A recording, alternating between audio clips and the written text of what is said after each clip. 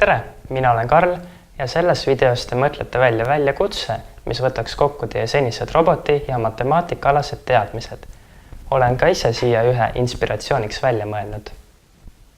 Väljakutse on siis selles, et robot peab otsustama 3 erineva palga vahel. Siin temast erinevatele kaugustele on paigutatud 3 objekti. Robot teeb järjest pöördeid ning mõõdab kauguse igaüheni neist ära ning kaugusobjektini ongi mitu eurot palka ta sealt kohast saaks. Kui ta on kõik kohad ära mõõtnud, siis robot otsustabki, milline neist oli kõige suurem ning valib selle.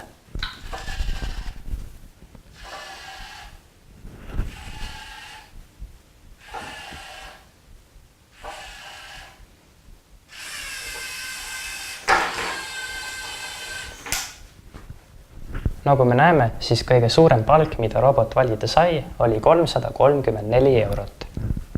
Siin on siis roboti programm ning kuigi ta on üpris pikk, siis keeruline ta tegelikult ei ole. Vaatame, mis siin siis toimub. Esimene osa on mõõtmine ning siin on kordusplokk, mis kestab 3 korda. Selle aja jooksul robot iga kord pöörab 90 kraadi ning mõõdab nägemisanduri väärtuse.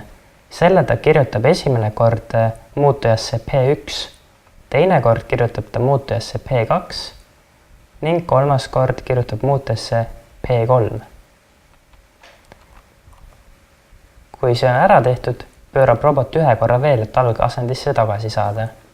Ning nüüd tuleb võrdlemine. Kõigepealt kontrollime, kas P1 on äkki suurem kui P2, ehk siis kas esimene palk on teisest palgast suurem. Kui see niimoodi on, siis tuleb veel kontrollida, kas esimene palk on ka kolmandast palgast suurem. Ning kui see niimoodi on, siis suurim palk oli esimene. Aga muidu oli suurim palk hoopis 3.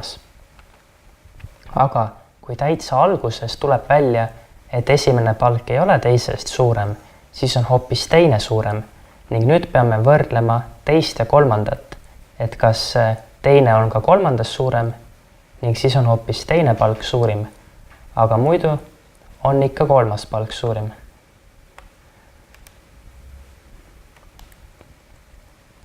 Selle, mis palk suurim on, kirjutasime siia muutujasse lihtsa numbriga ja nüüd saame selle korrutada poole pöördega, mis on nii palju, kui robot peaks 90 kraadi jaoks pöörama. Ning niimoodi saab robot pöörata tagasi selle palga juurde, mis kõige suurem oli. Nüüd mõõdame nägemisandurist selle välja ning korrutame 10, et sentimeetrist saada millimeetrid, paneme tekstiga kokku ning näitame seda ekraani peal. Nüüd on jäänud viimane osa, kus robot toob palga ära. Selleks me kõigepealt nullime mootori pöörded ning robot sõidab edasi, kuni nägemisandur näeb seda kasti. Seejärel jääb robot seisma ning laseb käe alla ning sõidab tagasi nii palju, kui mitu pööret ta tegi. Jõudes tagasi, siis tõstab ta käe üles ning jääb ootama puuteandurit, et me saaksime vaadata, palju palk väärt oli. Aga millise väljakutse mõtled välja sina?